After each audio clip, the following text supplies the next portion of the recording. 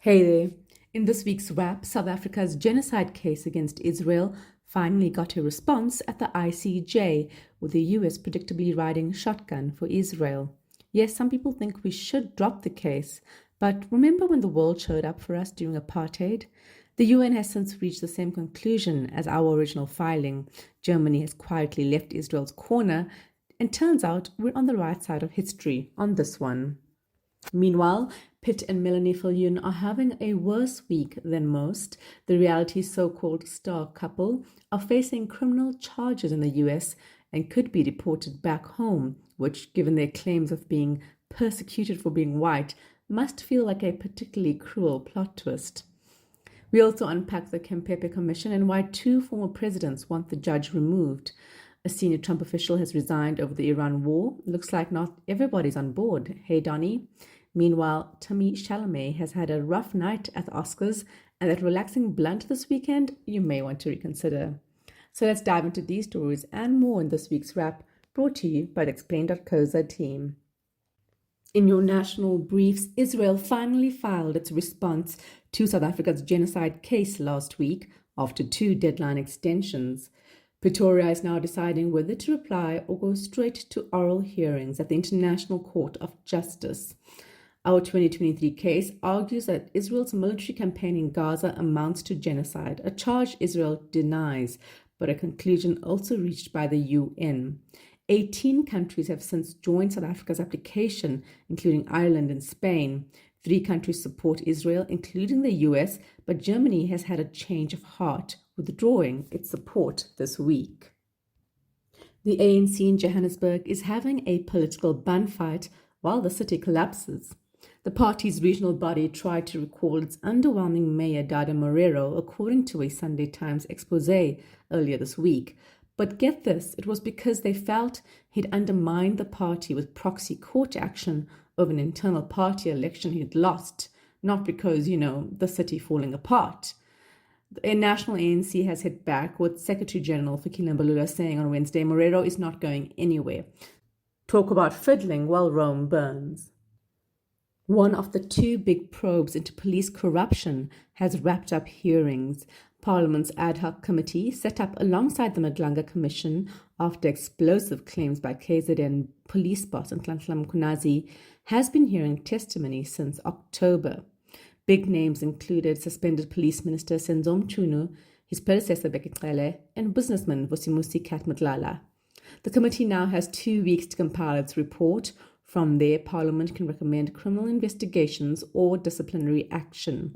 The Madlanga Commission, meanwhile, is set to continue until the end of August. Your electricity bill is going up again. NERSA has approved an 8.76% to Eskom tariff hike kicking in on the 1st of April, revised upwards from an initial 5.36% after the electricity regulator corrected errors in its earlier determination. NERSA admits the increases are unbearable for households, but says they are the bare minimum to keep Eskom alive. An additional 8.83% hike is already locked in for 2027. With petrol prices also expected to spike thanks to Iran's war, April is nobody's fool. Serial fraudsters and reality stars Peet and Melanie Viljoen got their comeuppance in the US. The controversial couple, who fled South Africa in 2024 amid fraud allegations over their Tammy Taylor salon franchise, were arrested on Thursday in Florida. They allegedly shoplifted more than 87,000 rands worth of goods from a supermarket by scanning cheaper items. They're now in ICE custody after overstaying their tourist visas. Pitt, who once said he hated South African black people, is being held at the notorious alligator Alcatraz facility. Trump can keep them. In your international news, the US-Israel war in Iran is entering dangerous new territory. Today, on day 20, Israel struck Iran's South Pass gas field, the world's largest, sending oil prices past $110 a barrel. Iran retaliated by hitting energy facilities in Qatar, Saudi Arabia, and the United Arab Emirates. More than 1,400 Iranians have been killed since the war began on 28 February. Meanwhile, US national intelligence has undermined Trump's stated justifications for the war. Iran isn't close to a nuclear bomb and won't have missiles capable of hitting the US before 2035. CAF has shockingly stripped Senegal of its AFCON title 2 months after the fact. The Confederation of African Football's appeals board ruled on Tuesday that Senegal forfeited their 1-0 win over host Morocco in January's chaotic final after coach Papa Thiaw led players off the pitch to protest a stoppage time penalty call. The result is now officially recorded as 3-0 to Morocco, leaving fans outraged. Senegal's Football Federation is heading to the Court of Arbitration for Sports for an appeal. Messi doesn't begin to cover it. A meningitis B outbreak at the University of Kent has killed 2 young people and left at least 15 others seriously ill. The cluster, which began last Friday, has spread across the university and 3 schools in the area. Students queued for antibiotics on campus this week, with thousands more needing contact tracing after visiting a local club. The kicker, the vaccine has been routine for babies since 2015, but today's uni students were born before it was introduced, and the UK never ran a catch-up campaign. A top US official has resigned over the Iran war. National Counterterrorism Center Director Joe Kent posted on X on Tuesday that Iran posed no imminent threat to the US, blaming Israeli pressure for the war. He represents a Republican faction dismayed over Trump's U-turn on keeping the US out of foreign wars. Kent, whose wife was killed while serving in Syria, was swiftly accused of anti-Semitism. It's worth noting he's a bit of a conspiracy theorist with ties to right-wing extremists. But hey, a broken clock is right twice a day. And finally, bad news for anyone using cannabis to manage their anxiety. It probably isn't working. A major review published this week, described as the largest and most comprehensive of its kind, found very little evidence that cannabis-based medicines effectively treat common mental health conditions, including anxiety, PTSD, anorexia, and psychotic disorders. Researchers from universities in Australia and the UK led the analysis. They're not saying never, more high-quality trials are needed, but for now, the science is not backing the buzz. Moving on to your longer briefs, the Khampepe Commission is turning into a full-blown political food fight. If you thought commissions of inquiry were dignified affairs, welcome to South Africa, where even fact-finding missions come with plot twists. The Khampepe Commission, set up by President Cyril Ramaphosa in May last year, was meant to answer a pretty serious question. Why were apartheid-era crimes that weren't granted amnesty just never prosecuted? Instead, it's now bogged down in legal drama with 2 former presidents, the current president and the commission chairperson, all arguing about who gets to lead the inquiry. The commission is digging into what happened after the TRC. The deal back then was simple.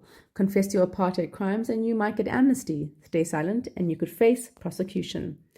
The problem, a lot of those prosecutions never happened, with former President Thabo Mbeki and other senior government figures accused of interfering, a charge they've denied. Now, decades later, families of victims, backed by the Foundation for Human Rights, pushed for answers. Enter retired Constitutional Court Justice Sisi Khampepe, appointed to lead the inquiry. Khampepe isn't just any retired judge, though. She was in the room during the TRC years and later worked at the National Prosecution Authority during precisely the period under scrutiny.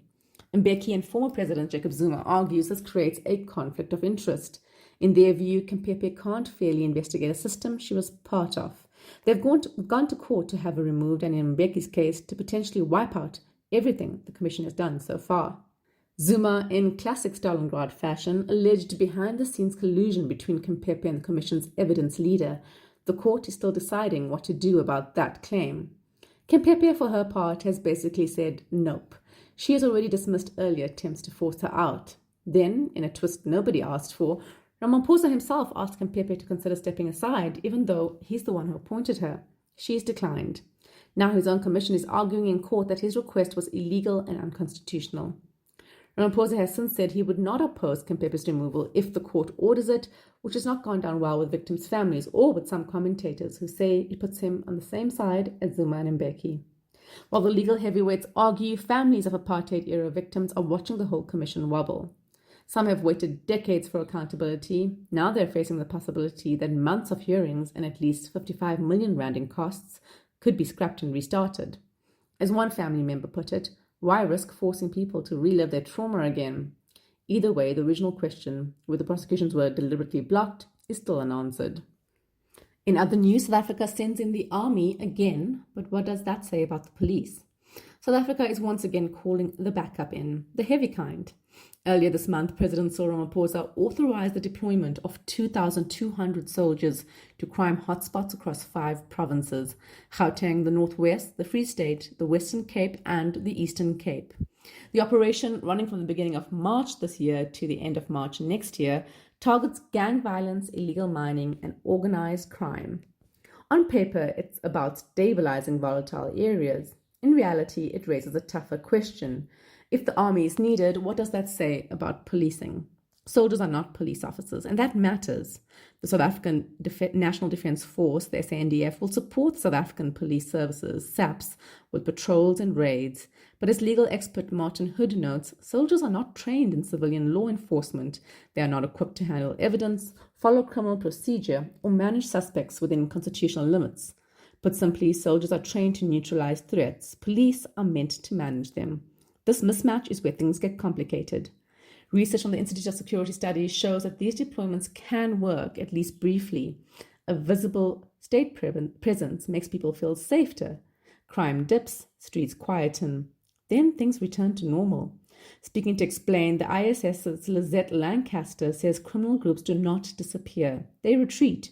When soldiers leave, the criminals return.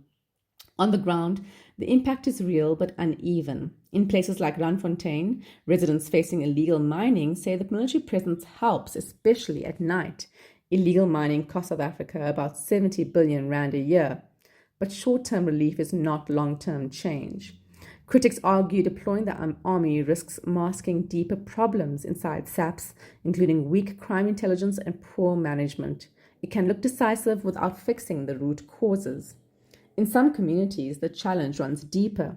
Criminal networks are embedded in daily life, sometimes providing food, loan, and protection. In effect, they fill gaps left by the state, making them harder to remove. There are also risks. During the COVID-19 lockdown, joint SANDF SAPS operations were linked to the use of excessive force. Without clear oversight, military deployments in civilian spaces can erode public trust. Meanwhile, the driver of violence remains. According to the DA, South Africa recorded over 6,000 murders between October and December 2025, an average of 71 a day. Nearly half involved illegal firearms. That points to a bigger problem. Crime here is systemic, not temporary. Using the army may buy time, it may even bring calm. But as analysts warn, it can also create the illusion of progress while the underlying issues remain untouched. And when the soldiers leave, the question will still remain: what has changed? And in entertainment news, the 98th Academy Awards on Sunday delivered the usual chaos: surprise wins, emotional speeches, and one very public lesson in maybe don't say that out loud, courtesy of Timmy Chalamet. Let's rewind. During a CNN Variety town hall with fellow actor Matthew McConaughey, the Marty Supreme actor was asked about slow cinema. His answer: a slightly rogue detour. I don't want to be working in ballet or opera or things where it's like, hey, keep this thing alive, even though no one cares about this anymore, he said. Oh, Timmy. To his credit, he realized almost immediately he'd stepped on a cultural landmine. All respect to all the ballet and opera people out there, he hastily added. To everyone else's credit, they did not let it slide. Enter ballerina Misty Copeland, who calmly reminded the internet that ballet and opera have been going strong for about 400 years, and as a small detail helped lay the groundwork for modern acting. Jamie Lee Curtis called the comments rather silly. Jon Stewart declared the art forms victorious in a fictional boxing match. Even Doja Cat got involved. It was, in short, a pylon with pointy shoes. On Oscar night, Chalamet wasn't just a Best Actor nominee for Marty Supreme, he was a one-man culture war. Host Conan O'Brien twisted the knife. Security was tight, he joked, due to threats from the opera and ballet communities, and notably jazz musicians who felt snubbed. Chalamet laughed. What else can you do when the entire performing arts industry has you in a group chat? Then came the actual awards and the real upset. Michael B. Jordan took Best Actor for his incredible dual role in Sinners, becoming only the 6th black man to win the category. In his speech, he paid tribute to Sidney Poitier, Denzel Washington, Jamie Foxx, Forrest Whitaker, and Will Smith, a lineage of heavyweights he now joins. Another big winner for Sinners was Autumn Cheyenne Durald Akapow, who became the first woman of color to be nominated and the first woman ever side-eye to the Oscars to win Best Cinematography. First nomination, first win, all from one film. Here's who else walked away with Oscars. Best Song, Golden from K-pop Demon Hunters, which also won Best Animated Feature, although both groups of winners were rudely cut off mid-speech. Best Actress, Jessie Buckley, Hamnet. Best Picture, One Battle After Another. And Best Visual Effects, Avatar, Fire and Ash. In the end, Sinners took home 4 Oscars. Marty Supreme took home none. And Chalamet took home a week he's probably not rewatching anytime soon. That's it from us at The Wrap, an award-winning product of Explain.coza. Remember to share the love. Tell your friends to sign up at explain.coza/subscribe. Till next time, goodbye from the team.